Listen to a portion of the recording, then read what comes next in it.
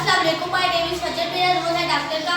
अस्सलाम वालेकुम, my name is Pakeezah, मेरा रोल है मरीज का। अस्सलाम वालेकुम, माय नेम इज खदीजा, मेरा रोल है सकीना। टिक टिक टिक।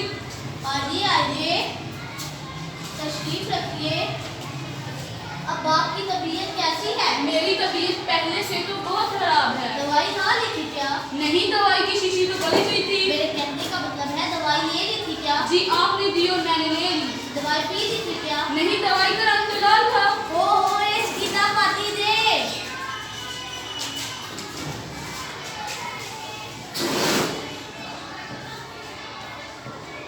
वो मैं आपका सर कहाँ पढ़ूं? दवाई को पी लिया था क्या? नहीं, पी लिया तो मुझे था, दवाई को नहीं। दवाई को मुंह से लगाकर पेट में डाला था क्या? नहीं, दवाई का तो ढक्कन ही बंद था। तो खोला क्यों नहीं? आपने ही तो बोला था खोलना नहीं, बंद रखना है। और मेरे खुदाया, मुझे बचा ले। ठीक है डॉक्टर साहिबा,